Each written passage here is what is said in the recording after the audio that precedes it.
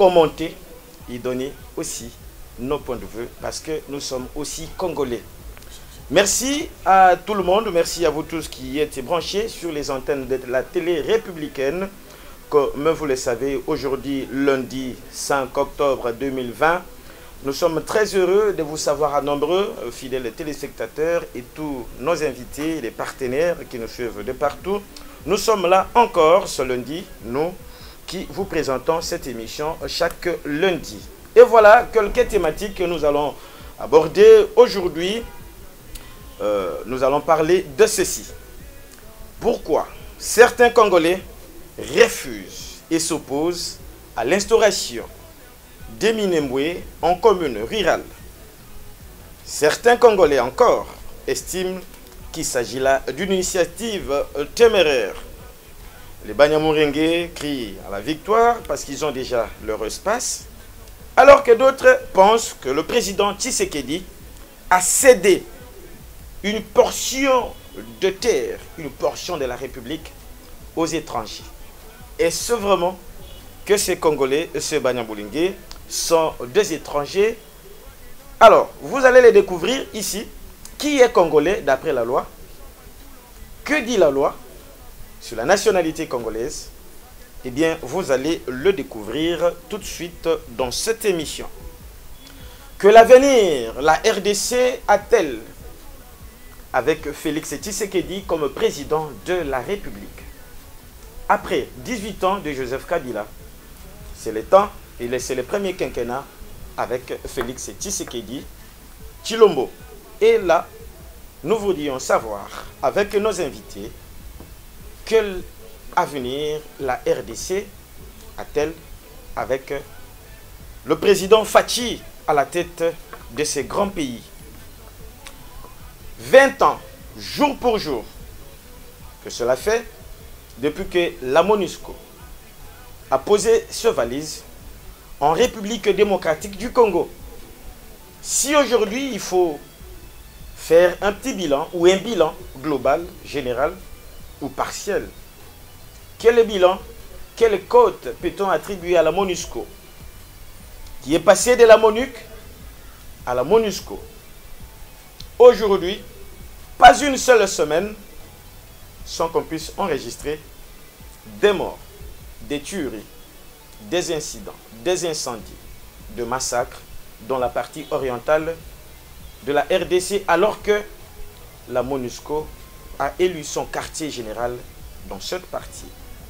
Devant les chars de la MONUSCO, des crimes sont commis. Et vous qui nous suivez, et nous qui sommes ici, quel bilan, quelle lecture faisons-nous de la présence de la MONUSCO en République démocratique du Congo? Voilà les trois sujets-là. Vous savez déjà que le chef de l'État se dirige vers Goma aujourd'hui. Peut-être dans quelques instants, dans quelques minutes, il va atterrir de l'autre côté. Et moi, pour terminer, la petite dernière question que nous allons poser aux téléspectateurs et à ceux qui sont ici dans notre plateau, après que Joseph Kabila ait accompli un travail et maîtrisé la situation en République démocratique du Congo, après que Joseph Kabila ait réuni les Congolais dans une stabilité telle que nous le savons, est-ce qu'aujourd'hui, avec ce passation civilisé et l'alternance pacifique en RDC, peut-on faire l'érection des monuments pour Joseph Kabila? Vous suivez aujourd'hui en Afrique, plusieurs présidents africains sont en train de se positionner pour un troisième mandat, un quatrième. Mais lui, dans sa jeunesse, il a su laisser les choses et respecter les lois de la République. Ne peut-on pas, le Congolais, lui décerner quand même cette reconnaissance à vie? Et voilà, pour analyser ces sujets, nous avons Trésor Mpumbo. Bonjour Trésor. Bonjour Monsieur Mille. Vous allez bien? Très bien, merci. Je signale que vous êtes le président de U26, qui signifie l'unité des 26 provinces de la RDC. Exactement. Alors, vous avez suivi la thématique, ça va? Nous sommes à l'aise. Alors, et au milieu, nous avons monsieur Eric Boukoula. Bonjour.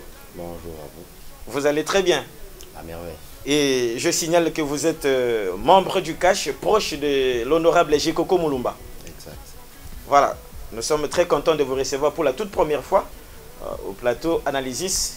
Même chose avec Trésor Mpumbu. Le plaisir est pour moi. Et nous allons de l'autre côté, Doudou Longombe, membre du courant pour le salut du peuple. Bonjour Doudou Longombe.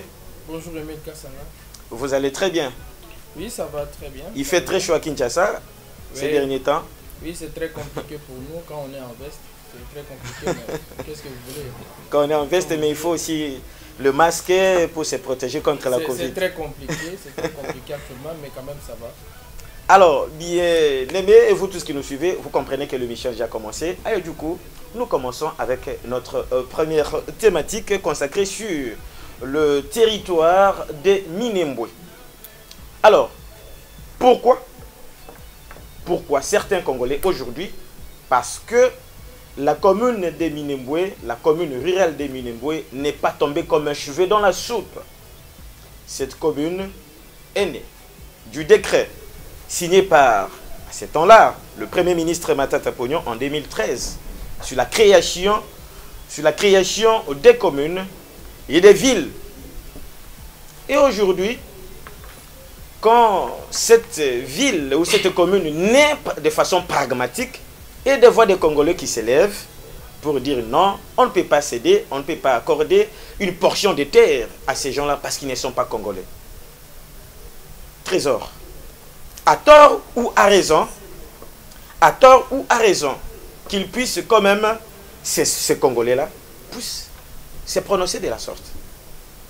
Je pense que dans un premier temps, je dois poser un problème de dialectique. Ok. Ce qu'il faudrait dire, c'est que... Vous avez 3 minutes pour ce sujet. 3 minutes à tout. Je serai d'ailleurs très bref.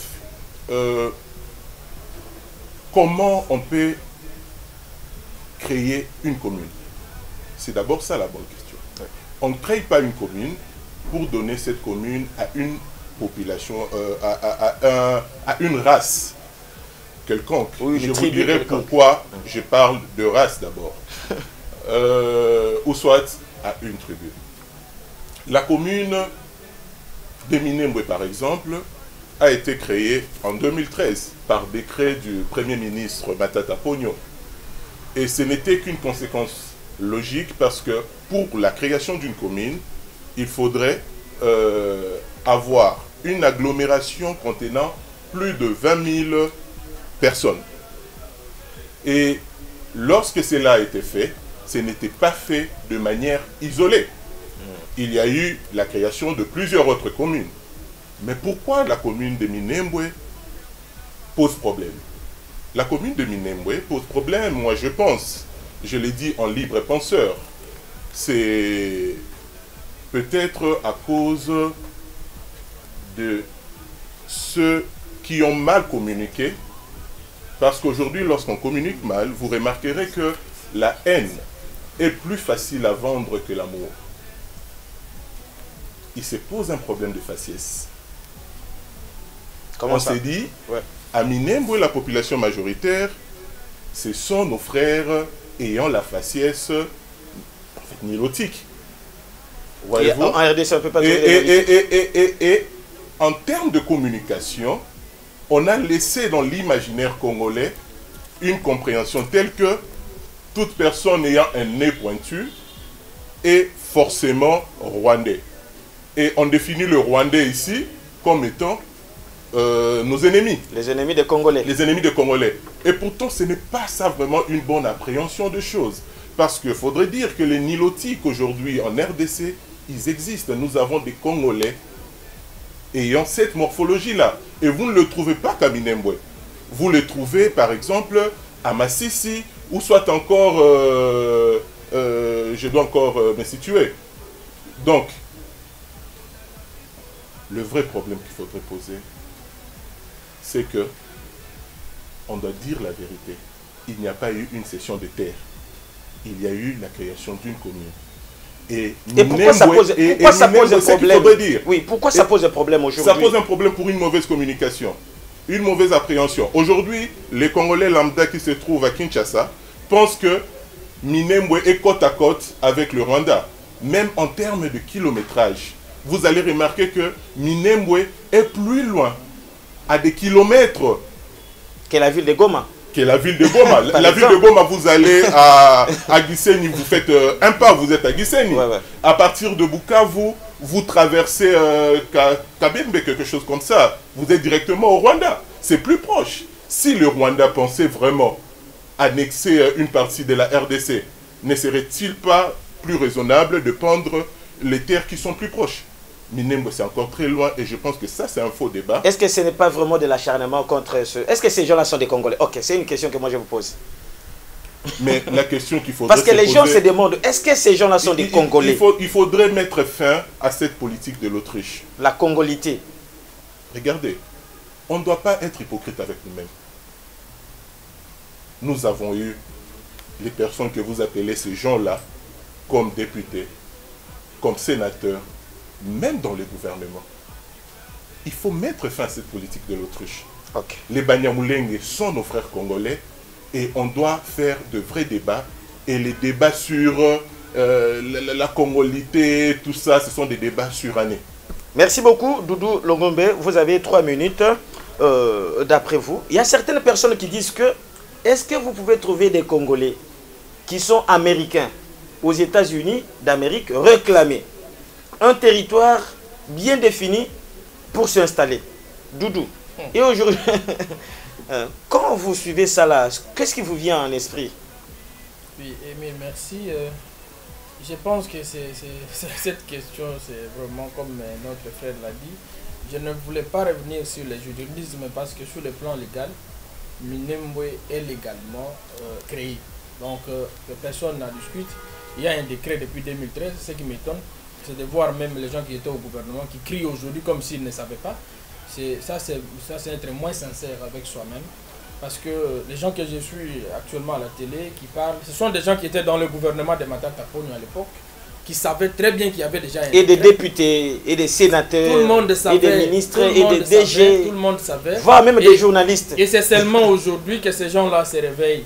Vous avez posé la question à Émile Kassanga.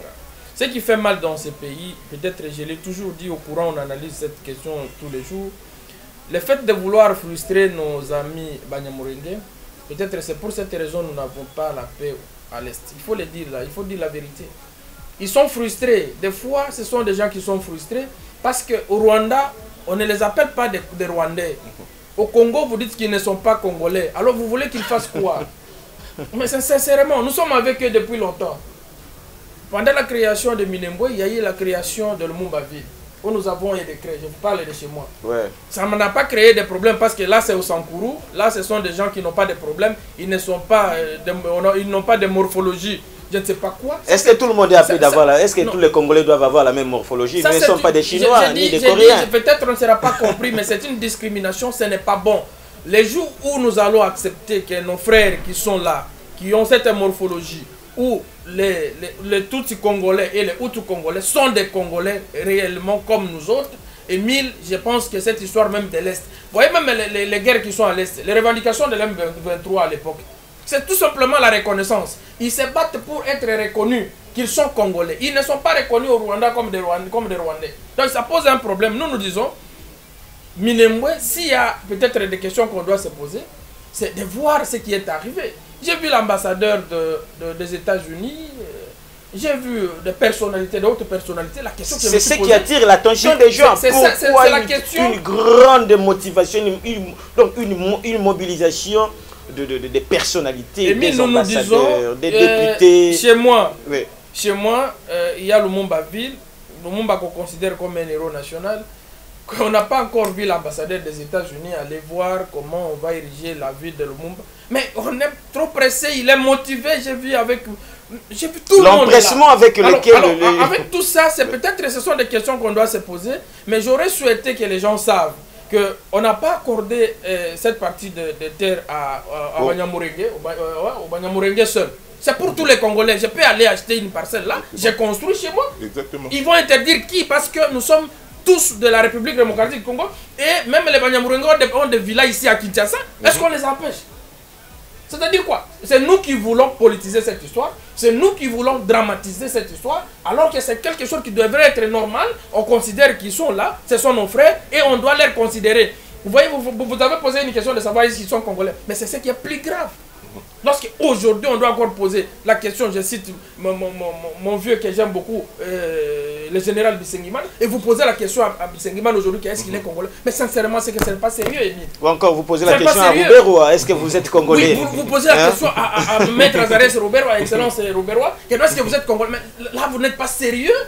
Ok. C'est depuis quelle année qu'ils sont dans ce pays? Leurs parents sont nés ici, des fois même ils ont travaillé dans le gouvernement de Mobutu jusqu'à aujourd'hui, et c'est seulement lorsqu'il y a une question de terre, des parcelles ou de l'espace, non, ils ne sont plus congolais. Merci beaucoup, Doudou.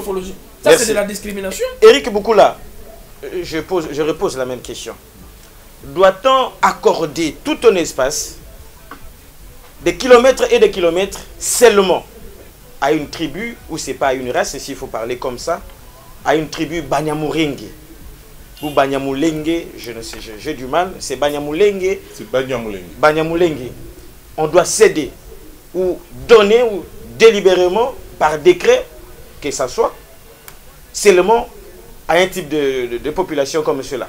C'est Banyamulenge, comme mon frère vient de le dire. Ouais. Je crois que nos frères de ce côté-là ont des problèmes à prononcer les L. C'est pourquoi ça va souvent Banyamulenge et tout ça. Alors, je vais commencer par une toute petite histoire. Hein. La petite histoire, c'est que l'histoire de transformer Minembwe en une entité territoriale, ça ne remonte pas de 2013. C'était depuis 2003, à l'époque du RCD. Et à l'époque même, l'actuel ministre de la décentralisation, il était l'un des leaders du RCD. Ils avaient décidé de faire de Minembwe un territoire. Ce qui avait créé des tensions dans la région, normalement entre les différentes tribus, si je peux les appeler, ou ethnies, parce qu'il faut le dire, comme un de mes frères l'a soulevé ici, Minembwe, il n'y a pas que les Banyamulenge, il y a aussi des Rega, il y a des Filiro, il y a la Bembe et tout ça. Alors il y avait eu tension, parce que certains voyaient en cela une tentative peut-être de s'accaparer de leur terre. Surtout les autochtones, c'est-à-dire ceux qui étaient là depuis longtemps, voyaient les amis Banyamulenge comme une menace. Alors, en 2004, je crois, si je me rappelle bien, il y a le général Kalume qui était ministre de l'Intérieur à l'époque, qui a décidé de retirer ce statut des territoires. Et finalement, on arrive en 2013, où la question revient encore au gouvernement. Et on crée comme ça, cette fois, plus territoire, mais commune. Et là aussi, c'est parmi les problèmes qu'on a maintenant. Et en 2013, c'est ainsi que ça s'est fait. Pression encore. Et c'est comme vous l'avez dit, il y avait beaucoup de ministres actuels qui sont allés dénoncer. Ça prouve que les politiques, parfois, ils distraient les gens. Ils étaient là, ils étaient conscients de ce qui s'est passé. Et arrivé en 2015, la pression était tellement forte parce qu'il y avait des tensions encore là-bas. Et on était obligé, le gouvernement était obligé de surseoir cette décision-là de créer, d'ériger Minembwe en commune ou en territoire. Voilà. Et on arrive en 2020, voilà qu'on revient dans le même cas. Maintenant, il y a plusieurs questions qui se posent. Et c'est même là où on peut trouver le souci qu'il y a maintenant. C'est pourquoi revenir sur la tentative d'ériger en commune ou en territoire une zone qui crée tension ou des tensions. Parce qu'en revenant sur cette histoire, on aura encore des tensions comme on en a eu. Que ce soit le général Kalume, que ce soit le gouvernement Matata, ils avaient fait marche arrière parce que cela avait créé des groupes maïmaï, des groupes d'autodéfense, ici et là, comme je l'ai dit, parce que les gens voient en Banyamulenge une menace. Et eux aussi, étant menacés, et voilà, on a des tensions comme ça. La décision de créer des découpages territoriaux, ce n'était pas seulement à Minembwe. C'était dans beaucoup d'autres lieux, comme Lumumba-Ville et tout ça. C'est Lumumba-Ville, hein? Oui. Alors, quelle est l'opportunité maintenant? Des questions que je me pose. Quelle est l'opportunité de vouloir créer Minembwe ou de pouvoir installer Minembwe comme commune alors qu'on sait que ça crée des tensions? Et les 20 autres entités qui devaient être installées, ce n'est pas encore fait. La deuxième question, c'est celle que mon frère a essayé de soulever ici.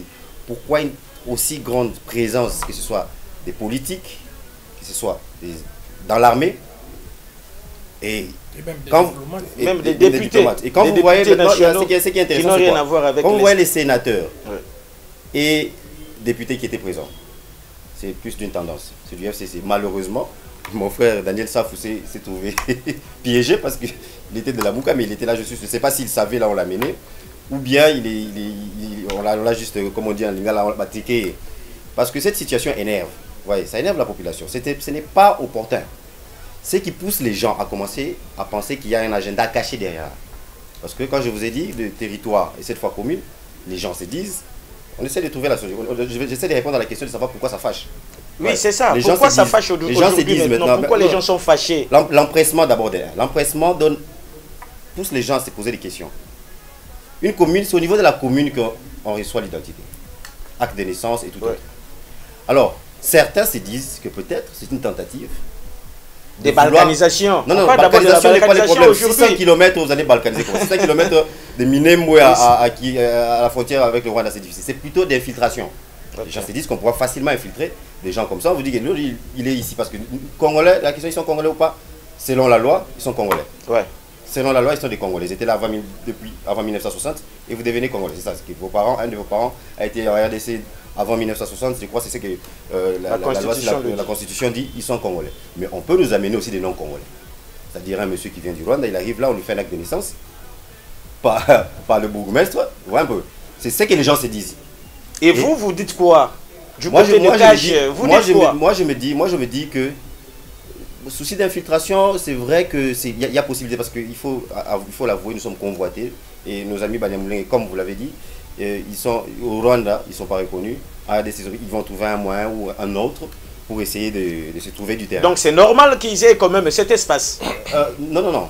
Réservé seulement aux Banyamulenge. Non. Ce n'est pas réservé à eux seulement, c'est comme mon frère l'a dit. Je peux aller acheter une maison à Minembwe et tout ça. Ouais, donc là n'est pas le problème. Mais il y a risque d'infiltration. En fait, c'est ce que les gens pensent. C'est pourquoi ça crée des tensions. Merci. Maintenant, selon moi, au niveau du cash, en tout cas, et à mon avis personnel, pourquoi s'empresser à installer une commune, sachant bien que ça va créer encore des tensions? Donc, soit il y a vraiment... On a rallongé le limite habituel des Minembwe. Pourquoi l'installer maintenant? Jusqu'à d'autres territoires à Fizi, comme ça, on a pris beaucoup de... Il y a 20 autres entités, dans ce décret-là de 2013, il y a 20 autres entités qui devaient être installées. Où ça ne pose pas de problème, comme à Lumumba, ça n'a pas posé problème. Mais là-bas, c'est sensible. Ça crée des tensions. Merci Eric. Pourquoi vouloir l'installer? Alors pour finir, beaucoup se sont posé aussi la question de savoir, mais pourquoi, si c'est le cas, parce qu'on dit que c'est le chef de l'État qui a vendu, je ne sais pas, il a vendu le Minembwe à qui et tout ça. Et ils se disent qu'il est garant de la nation, pourquoi il ne peut pas essayer d'annuler? On dit ce que Joseph Kabila n'a pas pu faire, lui il est venu le faire. Parce que Joseph Kabila a tout fait pour ne pas céder cette partie. Au Banyamulenge, il est parti, il a laissé comme ça. Et Félix Tshisekedi est tombé dans le piège. Et il est tombé dans le piège. Il y a ceci. Le chef de l'État ne peut pas annuler un décret comme ça, sauf si il a un avis, c'est-à-dire une décision de la Cour constitutionnelle ou du Conseil d'État. Merci beaucoup. Donc, il ne peut pas juste le faire comme ça. Alors, je pense que il va entamer une démarche pour essayer d'annuler cette histoire parce que ça fait créer des tensions dans la région. Vous pensez qu'il va annuler ça? Ok, merci beaucoup. Nous allons retrouver le dernier intervenant qui est arrivé en retard, monsieur le docteur Rodin Chidani, membre de l'UNC. Vous allez bien? Nous allons bien. Vous nous avez trouvé en train de parler Minembwe. Ça coule, ça fait couler beaucoup d'encre et salive aujourd'hui en RDC. Et je ne sais pas si vous êtes au courant, les gens disent que Félix Tshisekedi a cédé une portion de terre au Rwandais. Ce que Joseph Kabila n'a pas pu faire. Joseph Kabila a tout fait pour ne pas le faire, mais Félix l'a cédé comme ça. Et du côté de l'UNC, comment vous analysez cette affaire? Merci beaucoup. D'abord, je vous dis merci pour m'avoir reçu sur le plateau de votre émission. C'est la première fois. Ok. Et je salue également mes co-débatteurs et les téléspectateurs qui nous suivent en ce moment. Alors, pour revenir maintenant à votre question, d'abord, il faut signaler ici que ici, je viens faire une analyse comme un citoyen congolais qui a souci de son pays et qui doit les défendre. C'est vrai, nous appartenons à un parti politique. Je ne suis pas porte-parole du parti pour venir parler au nom du parti, mais en tant que citoyen de la nation... Allez, parler en tant que citoyen. Alors, d'abord, je vais vous dire que le processus de décentralisation qui a commencé depuis les régimes passés, vous allez remarquer que ce processus a été initié de façon je dirais même de façon prématurée. Parce que quand vous regardez la manière dont on a procédé, parce que pour arriver à une décentralisation, il faut commencer par faire ce qu'on appelle la construction des infrastructures, chose qui n'a pas été faite.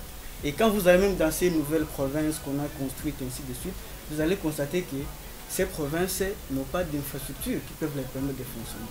Alors, pour revenir maintenant à l'affaire des Minembwe, nous savons que depuis l'historique, depuis le président Mobutu, on reconnaissait le peuple Banyamulenge comme étant du Congolais. Il y a des documents qui existaient que nous avons tous suivis. Mais maintenant, les problèmes qui se posent, c'est lesquels?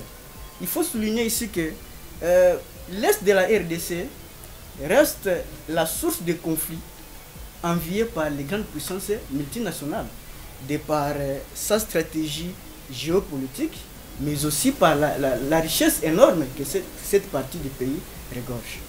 Alors, c'est vrai qu'on a, comme on a dit, il y avait un processus de légalisation où on devrait accorder à Minembwe territoire, comme mon frère vient de le dire. Mais maintenant ici, ce qui sème les doutes dans la tête des gens, c'est que finalement, je vous ai dit ici, et je voudrais aussi souligner que quand vous allez à l'Est, il y a ce qu'on appelle les frontières du pays dans cette région-là.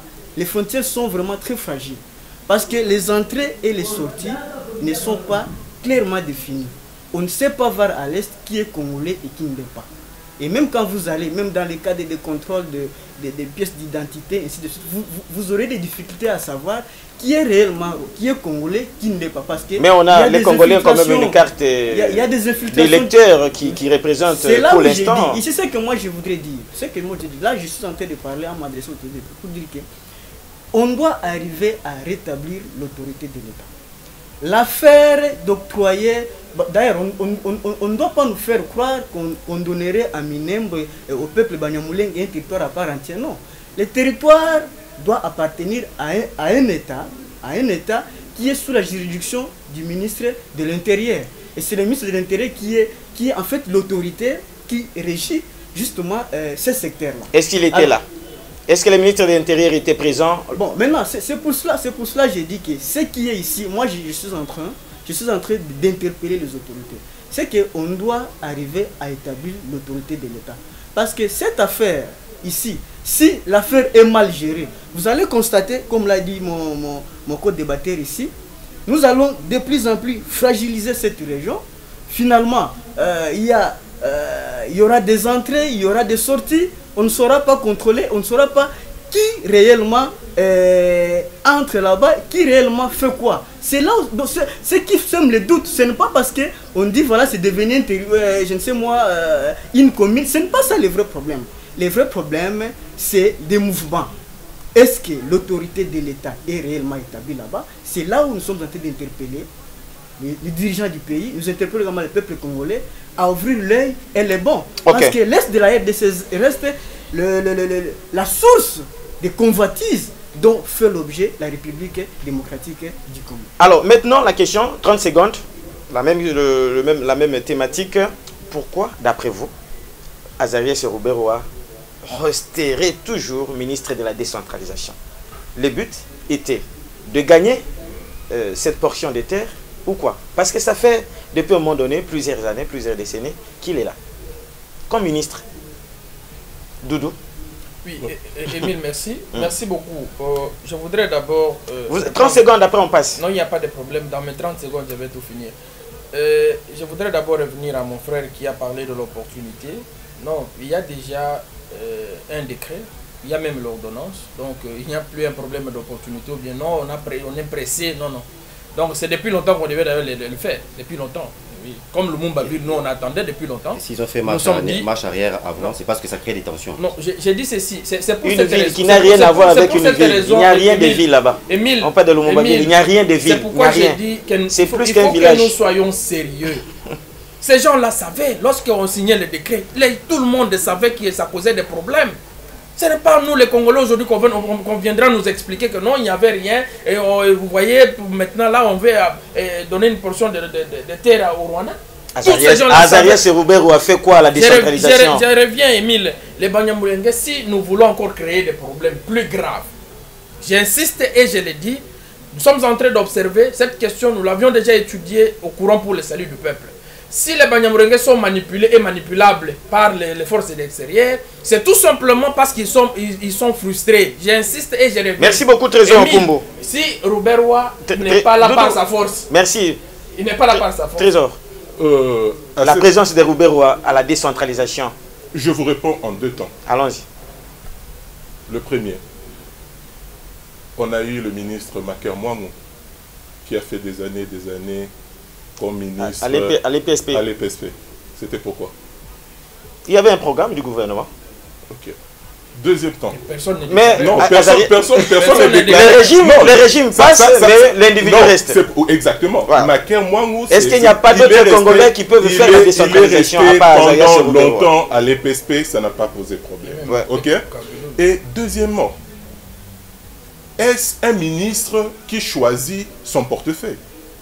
Donc, c'est-à-dire Azarias Rouberoa, lorsque vous posez une telle question, vous voulez dire qu'Azarias Rouberoa a imposé et au président, le prédécesseur de l'actuel président, placez-moi à la décentralisation. Et pourquoi l'actuel, même vous savez la personne qui était partie faire l'installation au président Fachi, je veux ces postes-là. L'installation de cette commune a été faite aussi par ordonnance. C'est pas Azaria Rouberoa. Le ministre de l'Intérieur n'a pas fait de déplacement. Vous avez... comme chef de la territoriale. Est-ce que vous avez vu même pour le gouverneur même du Sud pour Kivu? le Mombaville, vous verrez des Sankourois, les notables de Sankouroua descendre sur le terrain. Ne vous en faites pas.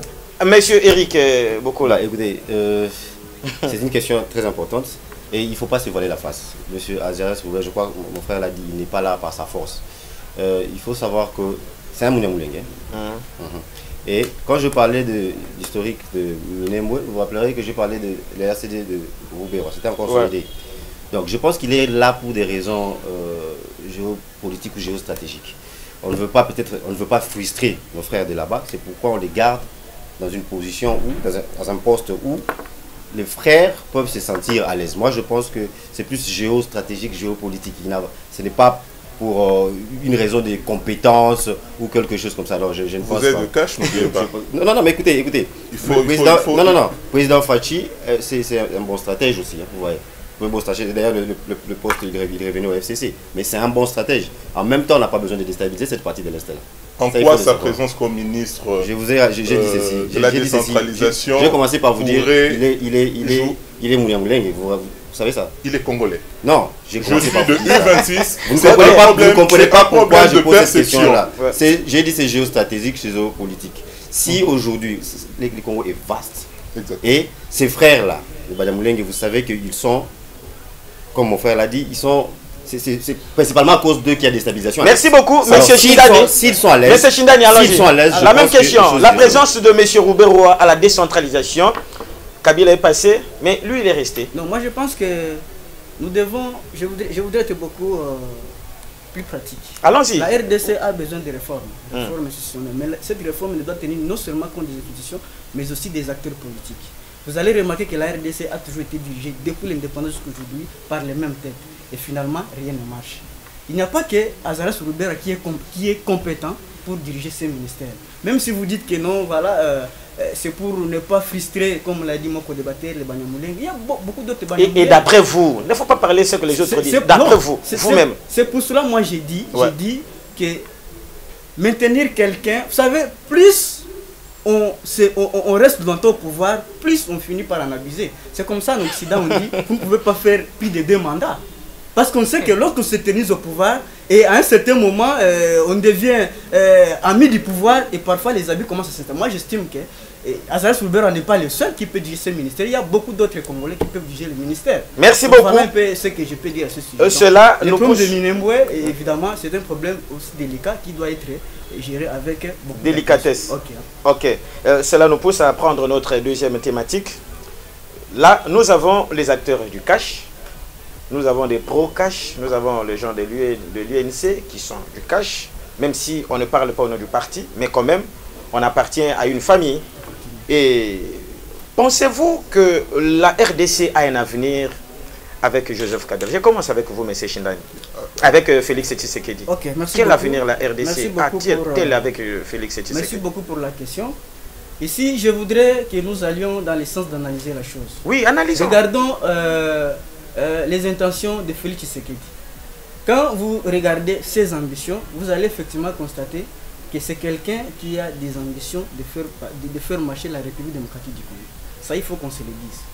Mais maintenant, Félix Tshisekedi se trouve dans une situation où il est dans un gouvernement de coalition. Et quand vous remarquez, lorsque vous lisez dans l'historique, que la plupart des gouvernements de coalition, c'est des gouvernements qui ont toujours des difficultés. Je crois au Sénégal, on a connu ça avec Ouad et ainsi de suite.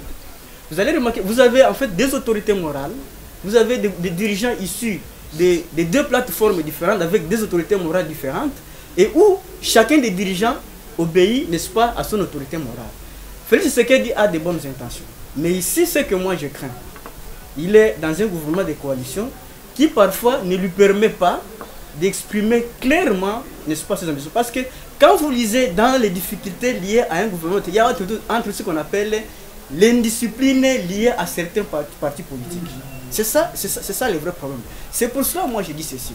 Le président de la République, pour pouvoir s'en sortir, moi, je pense qu'il doit mettre en place une politique diplomatique forte qui lui permettra de temporiser certaines positions prises par ceux avec qui il est en coalition. Et pour répondre à ma question, est-ce que la RDC a un avenir?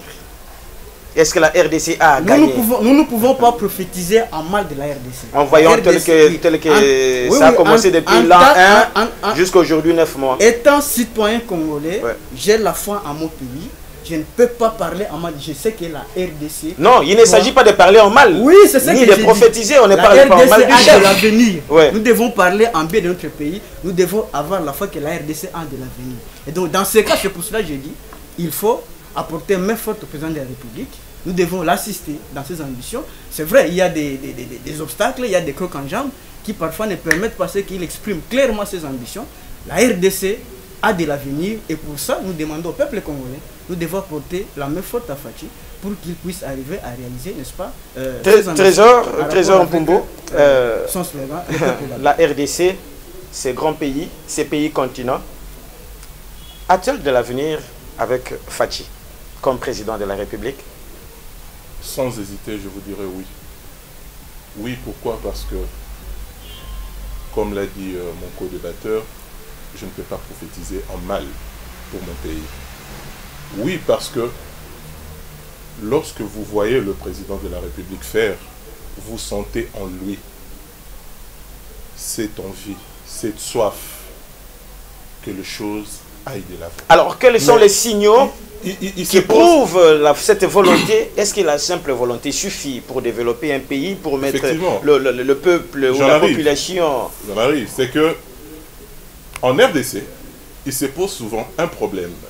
Un problème qui est l'inverse de l'adage qui dit il n'existe pas de mauvaises troupes, il n'y a que de mauvais chefs.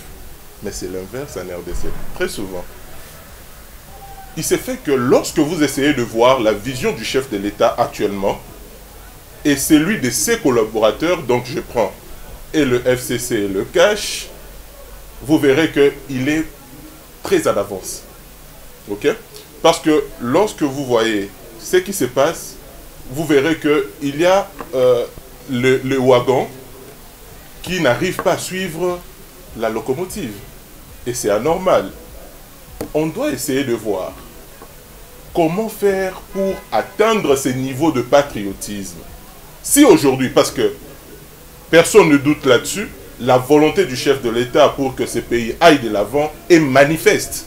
On n'a pas à le rechercher. On voit comment il se bat.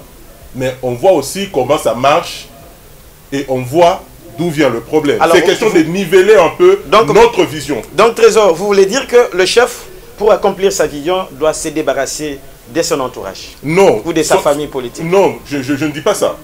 Je demande plutôt à l'entourage de niveler le niveau, d'atteindre ces niveaux-là. Vous savez, d'ailleurs, nous assistons, j'étais parmi les gens qui ont eu à décrier ces mariages FCC Cash, parce que pour dire que ça créait une sorte de confusion et qu'on n'arrivait pas à aller de l'avant. Pourquoi? Et lorsque vous remarquez, lorsqu'il y a des problèmes... On n'arrivait pas ou on n'arrive pas? Eh ben, bon, pour moi, je le dirais comme ça. Ils ont résolu, d'après vous? Je ne sais pas, je ne sais pas, mais je peux prendre les deux, je suis à l'aise. C'est que, remarquez, lorsqu'il y a des problèmes au sein de cette coalition, ça se résout à quel niveau? Au niveau des leaders, c'est-à-dire le président de la République et son prédécesseur. C'est pour dire que ces gens-là, ces deux hommes-là, ont de l'avance sur leurs troupes. Donc, que ce soit le FCC, que ce soit le CACH, ils doivent essayer de revoir leur niveau de patriotisme pour regarder dans la même direction et vous verrez que le Congo aura un avenir bel. Et Eric Boukoula, et si c'est le cas, est-ce que nous pouvons dire dans ce plateau que le FCC Cash ou le Cash FCC, ces deux plateformes ont pris les pays en otage, pendant que eux vont bien, mais le pays va mal? Non, pas que eux vont bien. J'aimerais prendre l'exemple de mon frère Jémé, du wagon et de la locomotive. Ouais. Mais juste en modifiant, en disant ceci, ce n'est pas que les wagons ne sont pas capables d'atteindre le niveau de la locomotive. C'est juste que les wagons ne veulent pas être là. Niveau de patriotisme, on atteint un niveau de patriotisme quand on veut être patriote. Et ça revient à l'histoire de... Et là, principalement, je cite le FCC. Et même à la question de savoir... Pourquoi attendez, vous citez toujours, non, vous prenez toujours l'exemple du FCC? On n'a jamais arrêté quelqu'un du FCC pour avoir détourné. Si, on a arrêté beaucoup de DG de l'OVD et tout ça et tout ça. Ils sont nombreux. Ils sont nombreux. Ils sont nombreux. Alors, je voulais que vous citiez ça. Ça revient même à l'exemple, hein, à l'exemple de Roubaix. Et si vous voyez qui le maintient, c'est l'AFDEL devenu MP, aujourd'hui FCC. Alors c'est à eux qu'il faut poser cette question-là. Pourquoi ce monsieur est toujours là? Donc on est là, prendre en otage, oui, il y a un groupe de gens qui essayent de prendre en otage le pays. Ces groupes de gens, comme l'a dit mon frère, qui veulent toujours revenir, qui veulent toujours être là. Pour quelle raison? Pour s'enrichir, en tout cas pas pour le peuple, ces gens-là. Et alors c'est une des choses qui est en train de ralentir, je dis ralentir, parce qu'il y a des avancées, qui est en train de ralentir le chemin, c'est-à-dire la vitesse à laquelle veut aller le président Fachi. Toutefois, si vous remarquez sur le terrain, vous verrez que des couacs, comme on en avait en 2019 et en 2020, vous sentez que finalement, le président Fachi commence à arracher sa portion du pouvoir. On commence à avoir une justice vraiment indépendante, et ça gêne certains, qui même au niveau de l'Assemblée, vous parlez de la République des juges, mais c'est encore mieux que la République de quelques députés ou de quelques personnes. Ouais, donc moi je pense que s'il y a de l'avenir avec Fachi, je pense que oui, parce que petit à petit, il s'arrache le pouvoir et petit à petit, il prendra cette allure. Mais comment va-t-il avoir cet avenir au moment où il vient faire la continuité de ce qui était avant lui? Quelle continuité? La continuité de son prédécesseur. C'est-à-dire travailler avec ceux qui étaient là, ceux qui s'éternisent. Non, mais c'est il devait faire comme un changement. Attendez, il n'a pas acquis la totalité du pouvoir, vous le savez bien. Il partage son pouvoir avec une fausse majorité parlementaire. Il est obligé de travailler avec eux quand même. Mais comme je l'ai dit, petit à petit, il commence à trouver son chemin. La justice fera son travail. Et quand ces gens-là se rendront compte que même voler 10 $ dans les caisses de l'État, tu peux te faire arrêter pour ça, et on verra qu'on prendra cette vitesse de croisière. Quoique je reconnais que jusque-là, les attentes, on n'est pas encore au niveau où le peuple congolais s'attendait. Mais déjà, on y va, on est déjà là. On a déjà un état de droit qui s'installe, on a la gratuité de l'enseignement, il y a des choses qui arrivent. Et on sent déjà cette volonté-là. Moi, je pense qu'il y a de l'avenir et les années à venir nous diront mieux. Alors, Doudou Longombe, membre du courant pour le salut du peuple, le peuple veut la paix, le peuple veut aussi le pain. Et quand vous regardez le président Tshisekedi dans son programme, parce que je sais que prochainement nous allons faire un débat sur le programme du gouvernement, que beaucoup de gens ne maîtrisent pas. Est-ce que la RDC peut être fière d'avoir un président Fachi avec un avenir radieux? Merci, Émile Kassanga. Évaluer les présidents Fachi. On ne fait pas l'évaluation. Si vous allez mais on analyse. Parler, si vous me laissez parler, ça sera bien. Merci. Faire même cette analyse pour le moment, c'est trop tôt, c'est trop prématuré, à mon humble avis, parce que les temps où le président de la République avait trouvé ce pays, c'est très compliqué, Si dans une année ou 2 ans, on peut déjà se poser des questions sur l'avenir de la République, je pense que c'est très difficile. Mais je vous arrache la parole. S'il vous plaît, Doudou, vous dites l'état dans lequel le président de la République actuelle a trouvé le pays était chaotique, mais nous avons trouvé les dollars américains. Je ne peux citer qu'un petit exemple, qui était, je crois, à 120. Mais aujourd'hui, les dollars ont changé à 210, 220. Oui, mais alors, comment vous dites que le président Félix Tshisekedi, ça c'est du mal en pis? Le président Félix Tshisekedi n'a jamais créé le coronavirus. Je ne pense pas qu'il est l'auteur de quoi que ce soit dans ce sens-là pour que l'économie congolaise puisse connaître les problèmes. Émile, ce n'est pas sur ce terrain qu'on doit aller pour le moment. Je voudrais tout simplement dire ceci. moi j'aime et je félicite le président Tshisekedi de commencer à toucher aux questions sensibles, les questions soi-disant sensibles comme la question de Minembwe. Ce sont des questions que personne ne peut avoir le courage d'accepter que Minembwe soit créé comme nous le voyons aujourd'hui. Comme il s'est déjà prononcé sur les sœurs de l'ambassadeur rwandais en RDC. Okay. Mais il faut dire la vérité. Nous l'avions dit, rappelez-vous que nous l'avions dit sur ce plateau, que les déclarations de l'ambassadeur rwandais n'ont rien à voir parce qu'il défend son pays. Il est là pour défendre les Rwandais. On ne voulait pas qu'un ambassadeur rwandais puisse accepter. Non, c'est nous qui envoyons des gens tués au Congo. Non, moi je ne m'entendais pas à cela. Et ce qu'il avait dit, ça n'engage que lui. Et des deux. Je disais sur la question de Minembwe. Vous voyez, ce sont des questions qui fâchent. Ce sont des questions que vous voyez, l'insécurité persiste à l'Est à cause de telles questions où on ne voulait pas nous dire la vérité. Félix Tshisekedi a compris que pour le moment, pour qu'il y ait paix à l'Est, il faut voir ces gens-là. Qu'est-ce qu'ils cherchent? Qu'est-ce qu'ils veulent? Peut-être à travers cette histoire de Minembwe, l'Est peut être tranquille. Ça, je vous dis. Et aussi, si nous allons commettre l'imprudence de vouloir dire que Tshisekedi va tout finir, ça c'est très grave. Moi je souhaiterais et je demanderai au président de la République, comme il s'est lancé dans cette dynamique de réforme judiciaire, qu'il puisse voir même 2 ou 3 secteurs qui restent dans l'histoire de ce pays. Parce que ce pays a beaucoup de problèmes, mais s'il va oser vouloir nous satisfaire à 100% dans 5 ans ou dans 10 ans et 1000, ça sera très difficile. Parce que nous avons eu des présidents pendant 32 ans qui étaient incapables de résoudre même 5 problèmes. Ça n'était pas démocratique. Là, le Congo n'était pas démocratique. C'était le Zaïre. Un peu de volonté. Un parti, machin. Ça n'était pas un Congo démocratique. Avec un peu de volonté, et personne n'avait demandé à ces gens de cette époque-là de ne pas être démocrate. Parce que la démocratie avait commencé depuis longtemps. Donc c'était un individu. C'est pourquoi nous disons avec sa volonté, les chefs de l'État, dans 2 ou 3 ans, 5 ans, il peut faire quelque chose, mais il ne fera pas tout. Parce qu'après, nous allons dire aux Congolais, non, il nous avait promis ceci. Et aussi, je demanderai toujours aux chefs de l'État de ne pas se fier sur un peu de... Ce que je vois, c'est que c'est passé à l'UDPS. Qu'il se détache de l'UDPS, qu'il se détache de cette histoire de cash et de l'FCC, qu'il soit l'autorité de la République. Parce que c'est lui qui a le pouvoir. Je vous l'avais dit ici que le chef de l'État a fait un partage de responsabilités avec ses amis et ses partenaires, mais pas le partage du pouvoir. C'est lui qui a l'impérium, c'est lui qui a le pouvoir et qui s'impose. S'il trouve qu'il y a et ça ne va pas, qu'il s'impose pour l'intérêt de la République. Et là, nous allons l'applaudir. Mais s'il va se laisser emporter par les sentiments de cash, les sentiments de l'FCC ou de son parti politique, l'UDPS, là, carrément, nous allons regretter peut-être Kabila. Après 5 ans de Félix Tshisekedi. Ok. Alors, du coup, fidèles téléspectateurs et mes invités qui sont là, nous prenons... vous avez parlé, n'est-ce pas? Ok. Alors, parlons un peu de la MONUSCO. Parlons un peu de la MONUSCO. Comme vous le savez, la MONUSCO a déjà totalisé 20 ans en RDC. Quel est le bilan aujourd'hui, 20 ans après, de la présence onusienne en RDC? Il ne se passe pas un seul jour, pas une seule semaine, sans qu'on puisse enregistrer de massacres dans la partie orientale où la MONUSCO a élu son quartier général. Je commence avec vos trésors. Alors, j'ai aimé dans votre introduction, vous avez dit, vous avez parlé de la MONUC devenue MONUSCO. Alors, mon analyse à moi va s'apaisantir sur l'incise qu'on a insérée. C'est-à-dire de MONUC à MONUSCO, mission des Nations Unies au Congo.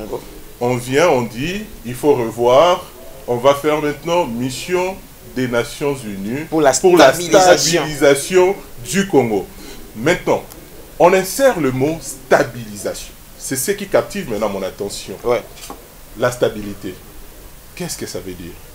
Est-ce que à ce stade où nous sommes, on a besoin de la stabilité?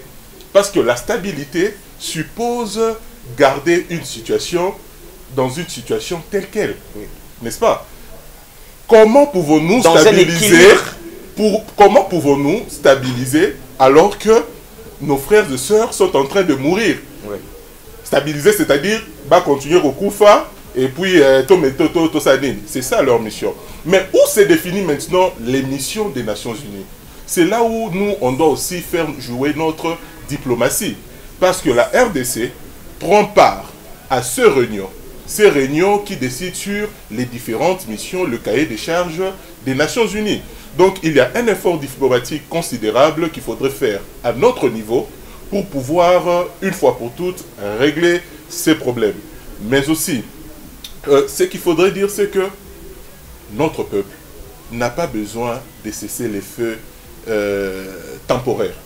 Notre peuple a besoin que les armes se taisent à jamais en République démocratique du Congo. Alors, Eric Bokula, la MONUSCO, quand vous voyez la MONUSCO aujourd'hui en train de se promener avec ses chars un peu partout dans cette partie orientale, et il y a des morts, on tue même les gens devant le blindé de la MONUSCO.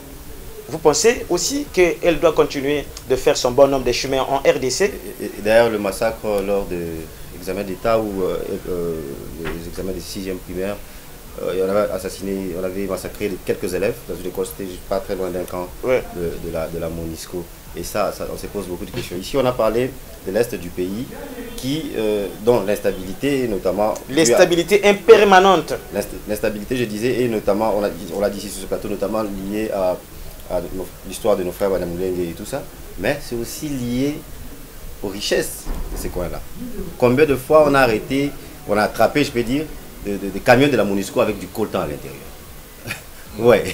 Ouais, donc cette mission-là, il y a même une caricature que j'ai vue quelque part, le président Kabila qui demande au leader de la MONUSCO, vous partez quand?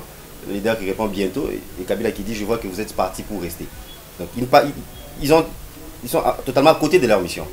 Il faut revoir, il faut vraiment, je crois que le chef de l'État en avait parlé lors de son discours devant l'Assemblée générale des Nations Unies, il faut réformer en tout cas cette mission-là. Est-ce que si la MONUSCO part, les Congolais de l'Est seront mécontents? Je ne parle pas de partir, je parle de réformer.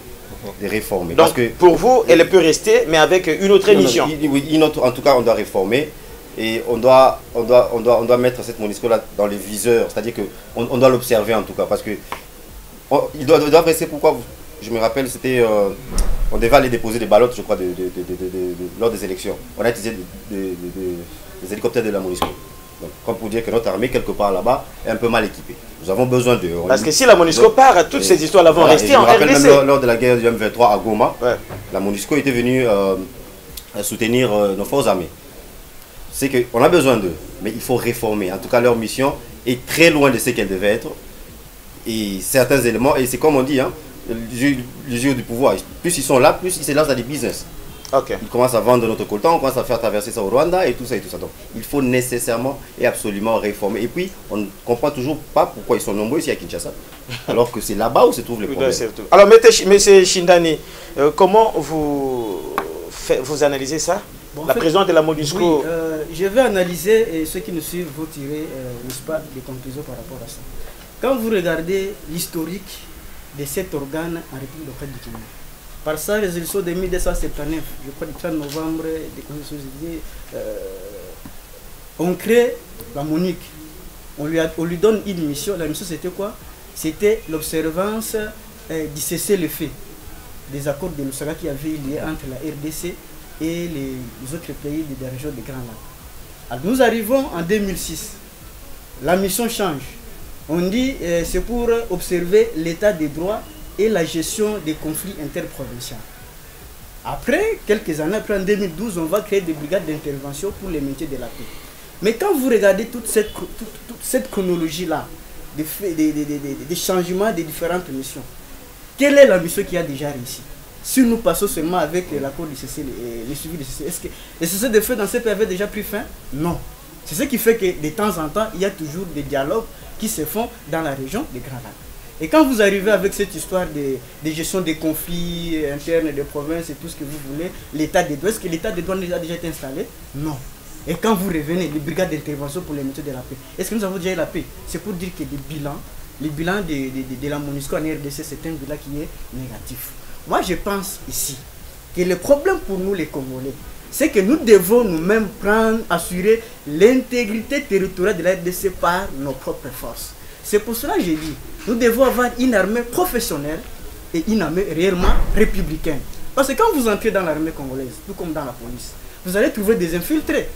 Il y a des infiltrés, des gens qui viennent avec des agendas cachés. Est-ce qu'ils sont bien formés? Est-ce qu'ils sont vraiment professionnels? Est-ce que notre armée est vraiment républicaine? C'est pour cela que j'ai dit, nous devons éviter de continuer à fonder notre espoir sur la MONUSCO venir nous installer la paix si nous-mêmes nous prenons garde. Ok, Doudou, Si terminé. On termine, on est à la Voilà fin. ce que je peux On termine avec vous sur ces chapitres. Merci beaucoup, Shindan. Ok, si la MONUSCO est là, c'est parce que nous voulons qu'elle soit là. Donc la MONUSCO n'est pas là par la force peut-être, je ne sais pas de qui, mais c'est parce que nous acceptons qu'elle soit là. Et c'est aussi à cause de nos comportements. En tant que citoyens, on ne sait pas, on se crée des problèmes et ces gens-là trouvent des raisons. Vous voyez même ce qui se passe aujourd'hui à l'Est. La MONUSCO trouve maintenant un travail. Parce qu'à Minembwe, il y aura encore des contestations, il y aura ceci. La MONUSCO, d'ailleurs, regardez même dans les images, vous verrez que les militaires de la MONUSCO étaient derrière mon aîné Azaria Serouberoua et toute l'équipe qui était là. Donc, c'est pour autant vous dire que ces gens-là, ce sont des aventuriers qui ont fait autant d'années dans ces pays, ils n'ont rien vraiment Ils fait. sont bien rémunérés plus que les Congolais. Ils vivent consomment bien à l'aise. inutilement, ils sont lancés dans le commerce. Ce sont des pions Ce des sont Occidentaux. des aventuriers, ils sont là pour piller notre pays. Et tout ce qu'ils font, Émile, si on ne règle pas le problème, comme on veut régler aussi les problèmes des Minembwe, comme on veut régler les problèmes entre les Bakata Katanga, si on ne règle pas ces problèmes entre nous Congolais, ces aventuriers vont continuer toujours à être là et continuer à piller notre pays. Okay. Donc c'est à nous de prendre nos responsabilités si nous voulons qu'on puisse mettre fin à ces aventures. Mais sinon, vous savez que l'armée congolaise n'est pas infiltrée seulement, comme mon frère l'a dit, par peut-être d'autres forces, mais aussi par la MONUSCO. La MONUSCO prend les informations de l'armée congolaise et nous avons des informations sur ces questions. C'est-à-dire que même la MONUSCO nous trahit. Même la MONUSCO nous trahit. C'est moi, je trouve pour moi. Et aujourd'hui, nous avons, vous savez, tel que je parle aujourd'hui, si on me recherche, vous savez là où je vais fuir, c'est à la MONUSCO pour que je sois protégé. On donne à cette MONUSCO encore une valeur comme ça, au lieu qu'on nous protège nous-mêmes, entre nous, on doit se protéger entre nous Congolais. Ok, on est déjà arrivé à la fin. Vous voulez ajouter quelque chose, Trésor? Non, je vois que vous Sur la question de la MONUSCO, quand j'ai parlé des réformes, ouais. c'est la mission la plus coûteuse des Nations Unies au monde. Cet argent-là peut être aussi utilisé. près d'1,5 milliard. Une partie de cet argent peut être utilisée à équiper nos forces armées, par exemple. Merci beaucoup, fidèles téléspectateurs. Merci beaucoup, Eric Bokola. Merci beaucoup, Trésor Pumbo. Merci beaucoup, Doudou Longombe. Merci beaucoup, Rodin Shindani. Merci beaucoup d'avoir participé à cette émission. Merci beaucoup à vous tous qui nous suivez là-bas. Merci beaucoup à l'équipe technique. Nous avons parlé, nous n'avons pas fini nos thématiques. Nous allons continuer pour les jours à venir. Et pour aujourd'hui, comme à chaque jour ceci s'appelle, on arrête là. Merci de nous avoir suivis.